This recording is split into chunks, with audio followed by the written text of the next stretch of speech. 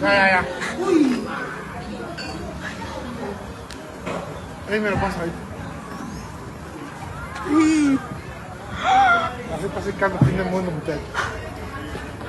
Ay, ¿esto dónde es? Volcán. Hay un momento antes de que todo se rompa en que la Tierra respira. Lo hace despacio, casi imperceptiblemente, con un jadeo de gas que sube desde las entrañas y tiñe el aire de azufre.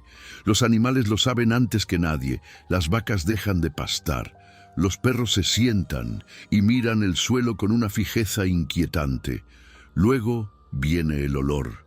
Y después, si tienes la mala suerte de estar cerca, viene el fuego. El 25 de febrero de 2026, el suelo de San Juan de Urabá, Antioquia, hizo exactamente eso. Respiró, pero lo hizo con la violencia de quien lleva décadas aguantando la respiración. Una columna de fuego de 200 metros pintó el cielo de rojo sobre el acueducto municipal. El lodo salió disparado en un radio de 1 kilómetro. Las grietas se abrieron en la vía hacia 7 vueltas, como si alguien hubiera jalado de un hilo cosido bajo el asfalto. No hubo muertos. Esta vez. Lo que ocurrió en San Juan de Urabá no es una anomalía. No es el capricho de una naturaleza impredecible. Es el síntoma más reciente y más visible de un sistema geológico que lleva 20 millones de años acumulando deuda. Una deuda de presión, de gas, de sedimentos y de agua. Y en el Caribe colombiano, esa deuda se cobra con intereses. Este es el relato de una bomba de tiempo que nadie quiso desactivar. Para entender lo que hierve bajo el Caribe colombiano, hay que retroceder unos 20 millones de años y pararse sobre el fondo de un mar que ya no existe. Imagina un océano somero, cálido, atestado de sedimentos que bajan desde las cordilleras nacientes. Millones de toneladas de lodo, arena y materia orgánica, restos de organismos marinos, vegetación, hojas, cuerpos de animales, se acumulan en capas sucesivas como hojas de un libro que nadie ha terminado de escribir. Cada capa aplasta a la anterior.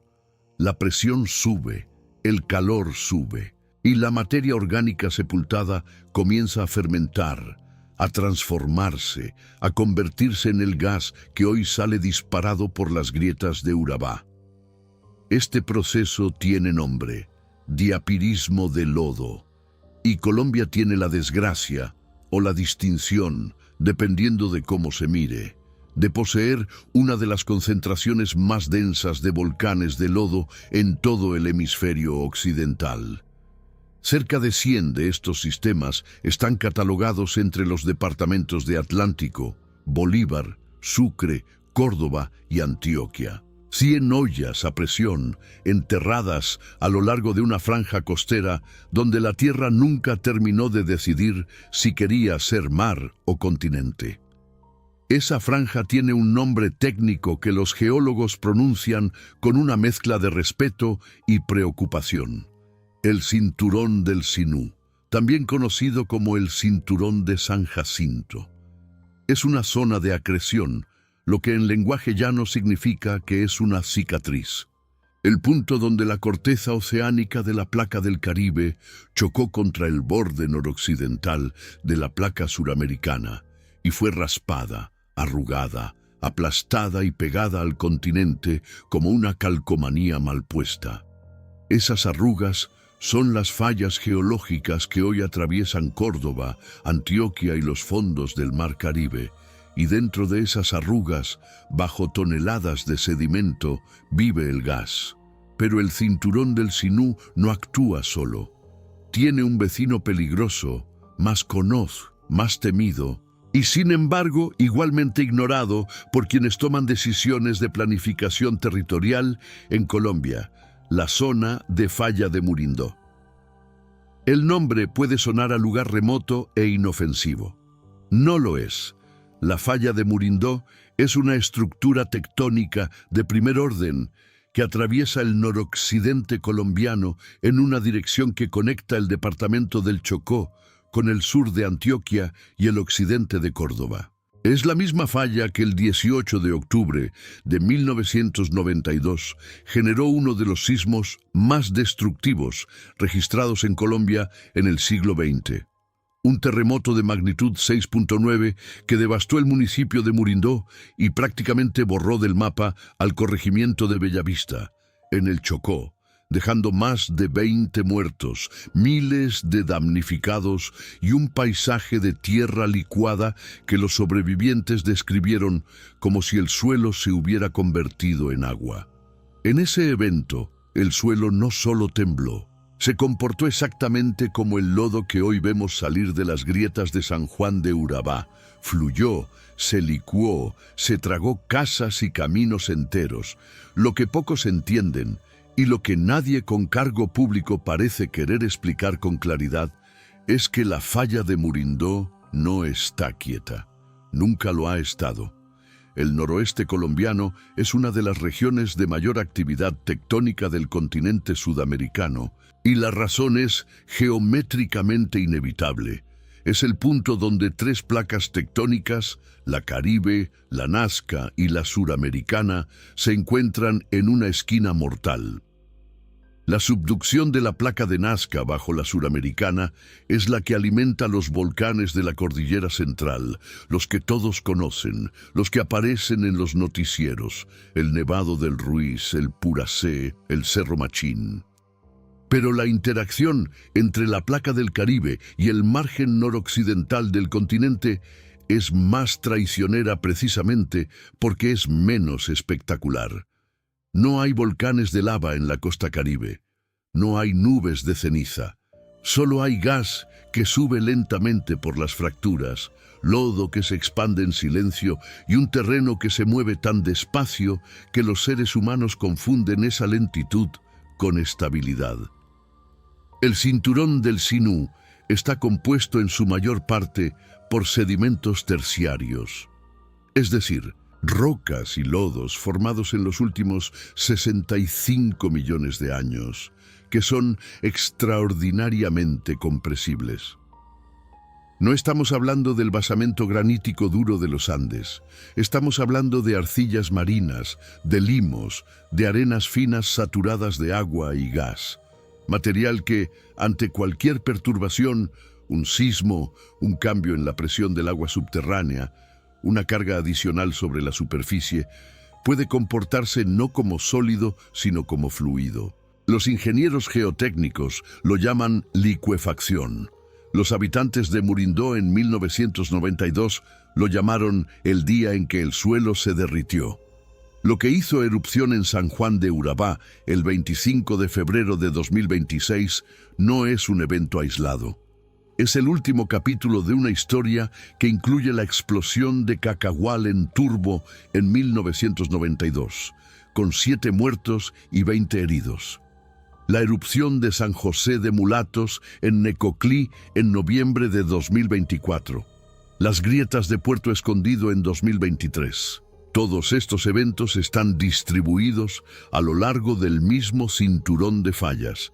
Todos comparten el mismo subsuelo saturado de gas.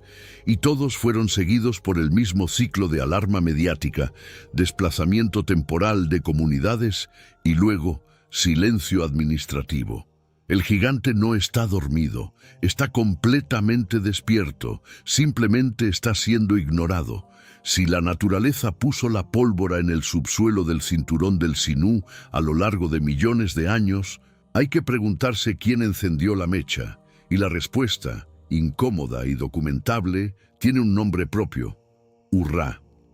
La represa Urrá-I, ubicada en el municipio de Tierra Alta, en el sur del departamento de Córdoba, fue inaugurada en el año 2000 después de décadas de disputas ambientales, luchas del pueblo en Vera Catío y debates sobre su verdadero impacto sobre el ecosistema del río Sinú. Hoy almacena un volumen de agua que, en condiciones de operación normal, supera los 700 millones de metros cúbicos. Para ponerlo en perspectiva, Estamos hablando del equivalente a millones de toneladas de agua concentradas en una depresión artificial sobre un terreno que, geológicamente hablando, no fue diseñado para soportar ese peso. Este no es un argumento antidesarrollo ni una denuncia romántica en favor de los ríos salvajes. Es una cuestión de física elemental que los ingenieros geotécnicos llevan décadas estudiando bajo el concepto de sismicidad inducida por embalses, o RIES por sus siglas en inglés. El fenómeno es bien conocido y está ampliamente documentado en la literatura científica internacional. Cuando se construye un embalse de grandes dimensiones sobre o cerca de fallas geológicas activas, el peso del agua ejerce una carga hidrostática sobre la corteza que puede modificar el campo de esfuerzos en las fallas subyacentes, reducir la fricción entre los bloques de roca y, en casos documentados, desencadenar sismos que de otra manera habrían tardado décadas más en ocurrir o que habrían ocurrido con menor intensidad. El mecanismo técnico es el siguiente. El agua de un embalse ejerce presión no solo hacia abajo, sino también hacia los lados, penetrando por las fracturas y la porosidad de la roca. Este fenómeno se denomina presión de poros.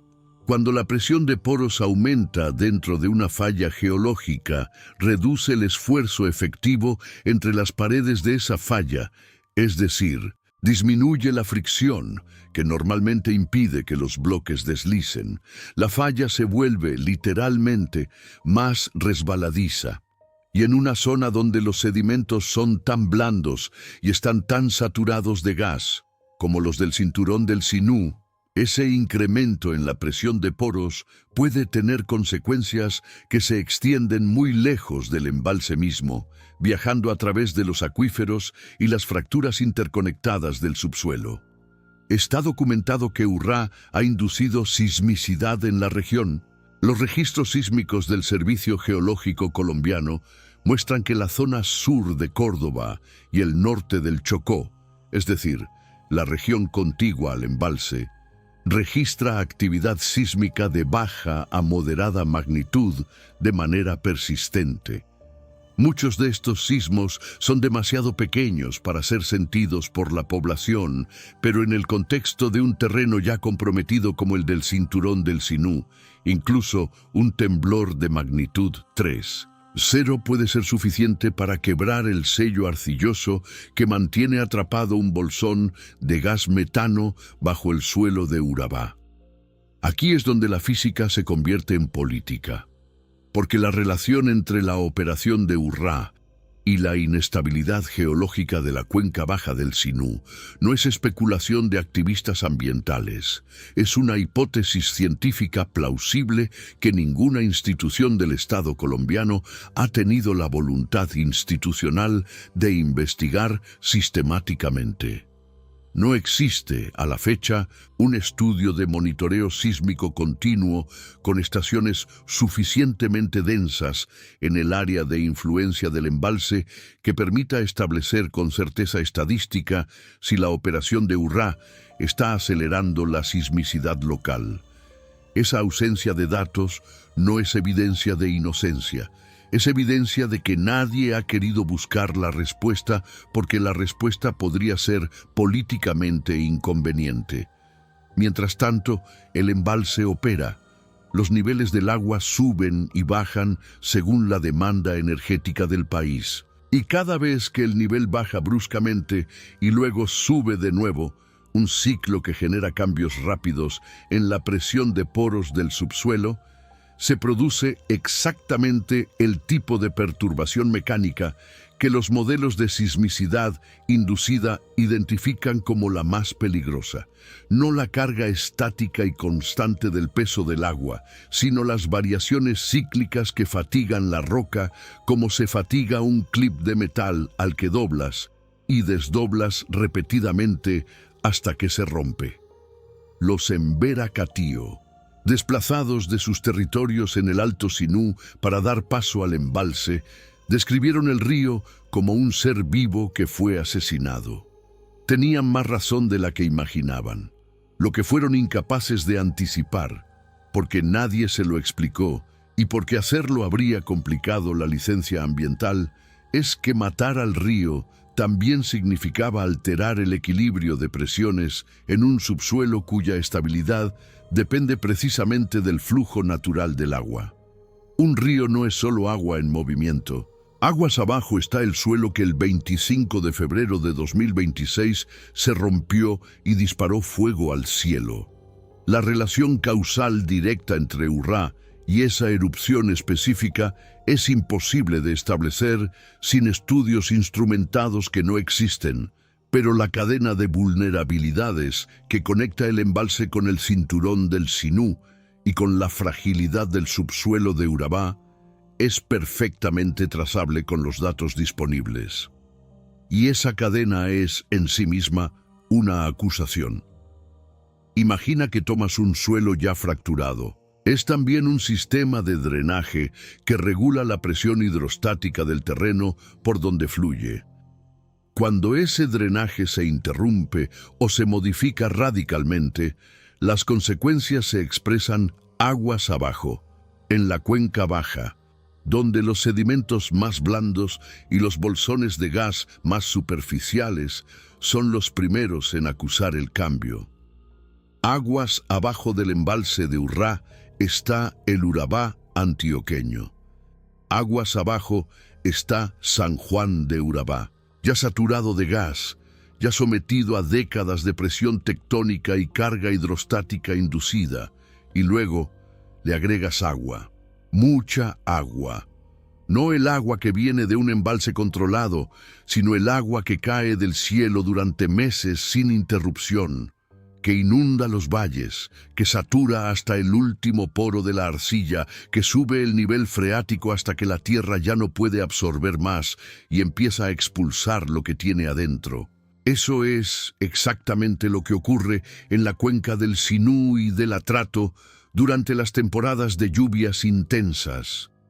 Y en el contexto de un clima global que está intensificando los eventos de precipitación extrema en el Caribe colombiano, esas temporadas son cada vez más largas, más húmedas y más destructivas. El rol del agua en la desestabilización de las fallas geológicas del cinturón del Sinú es el capítulo menos discutido y más aterrador de esta historia. Los geomecánicos lo describen con el concepto de reducción del esfuerzo efectivo. En términos simples, la resistencia al deslizamiento de una falla geológica, la fricción que impide que dos bloques de roca se muevan entre sí, depende en parte del peso de todo lo que hay encima, el esfuerzo normal, menos la presión del fluido que existe en los poros y fracturas de la roca. Cuando llueve intensamente y el agua se infiltra, esa presión de fluido aumenta, reduce el esfuerzo efectivo y, literalmente, lubrica la falla. El mismo principio físico que hace que un carro pierda adherencia sobre una calle mojada opera a escala kilométrica en el interior de la Tierra.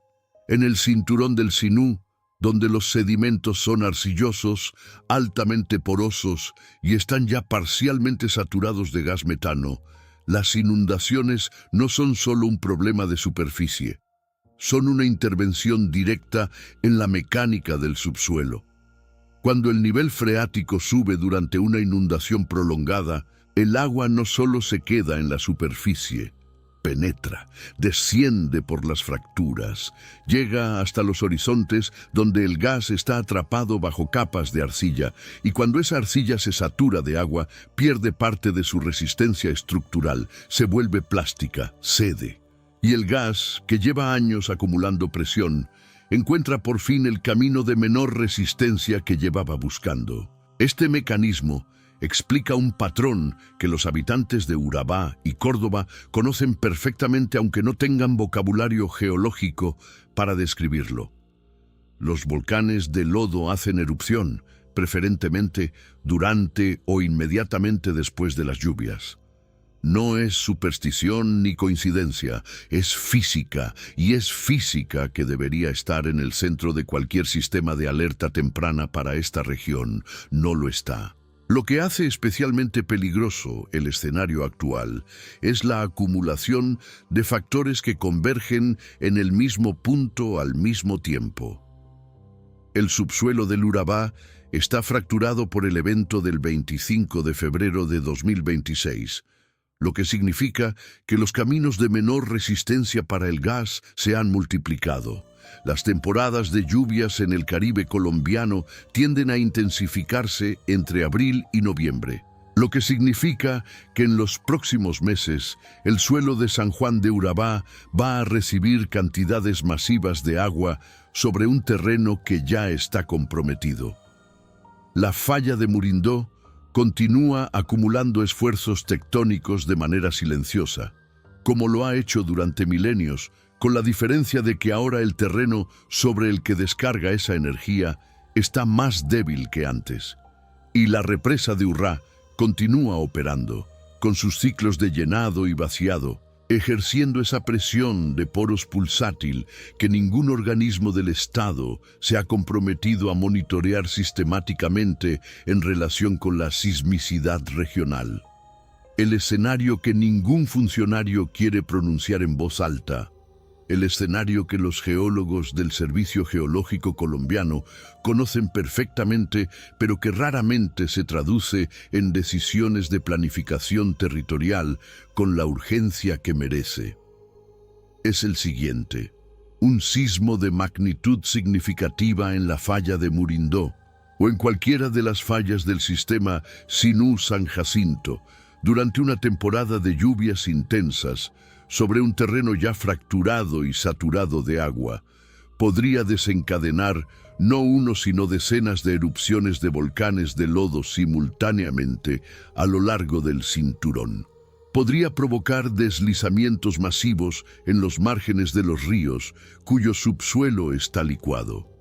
Podría colapsar la infraestructura vial que ya hoy muestra grietas en la vía entre San Juan de Urabá y Siete Vueltas. Podría contaminar acuíferos y fuentes de agua potable en toda la región, y podría generar emanaciones masivas de gas metano en zonas habitadas, con el consecuente riesgo de explosiones e incendios sobre comunidades que no tienen ni los planes de evacuación ni la infraestructura de respuesta para enfrentar un evento de esa magnitud. Este no es un escenario de ciencia ficción catastrofista. Es la extrapolación lógica de lo que ya ha ocurrido. En Murindó, en 1992, en Cacahual, en 1992, en Puerto Escondido en 2023, en Necoclí en 2024, en San Juan de Urabá en 2026, aplicada a un sistema de riesgo que se está volviendo progresivamente más inestable, no menos. Colombia dedica recursos y tecnología considerables al monitoreo de los volcanes de lava de la Cordillera Central. El Nevado del Ruiz tiene estaciones sísmicas, sensores de deformación, cámaras de vigilancia y un protocolo de alerta que, con todas sus imperfecciones, ha evitado que se repita la tragedia de Armero. Los volcanes de lodo del Caribe no tienen nada comparable. Un puñado de estaciones sísmicas dispersas, un visor geológico en la web del Servicio Geológico Colombiano y boletines de alerta que llegan, cuando llegan, horas después de que el evento ya ocurrió. No hay red de sensores de gas en la región. No hay monitoreo continuo del nivel freático en las zonas de mayor amenaza. No hay estudios instrumentados de la relación entre los ciclos operativos de Urrá y la sismicidad en la cuenca baja del Sinú. No hay mapa de riesgo sísmico geotécnico integrado que combine la amenaza por diapirismo de lodo, la amenaza por licuefacción y la amenaza por sismicidad inducida en un solo instrumento de planificación territorial. Lo que hay, en cambio, es un municipio de San Juan de Urabá que tiene su acueducto construido sobre una zona de alta amenaza geológica documentada. Lo que hay son vías departamentales que cruzan por encima de fallas activas, sin refuerzo estructural ni señalización de riesgo.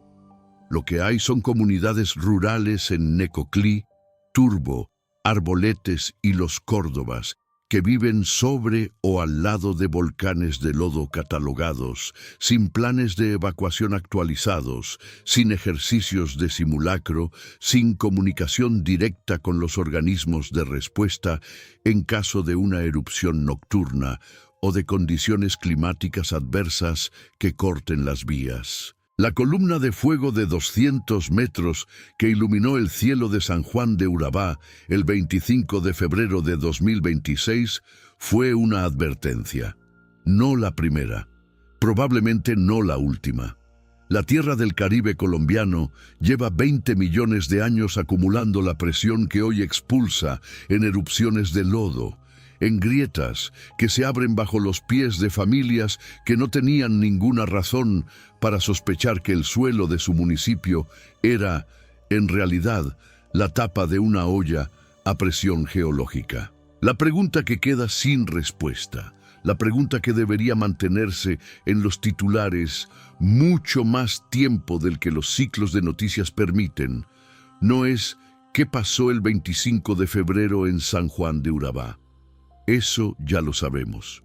La pregunta es, ¿qué pasará la próxima vez que llueva durante 3 semanas seguidas sobre un suelo ya fracturado, sobre fallas ya lubricadas, sobre un sistema de gas que nunca deja de acumularse porque la geología no entiende de ciclos electorales ni de presupuestos de gestión del riesgo? La tierra del Sinú no espera. Nosotros sí. Y esa asimetría entre la paciencia infinita de la geología y la memoria corta de las instituciones es la definición más precisa de una catástrofe anunciada.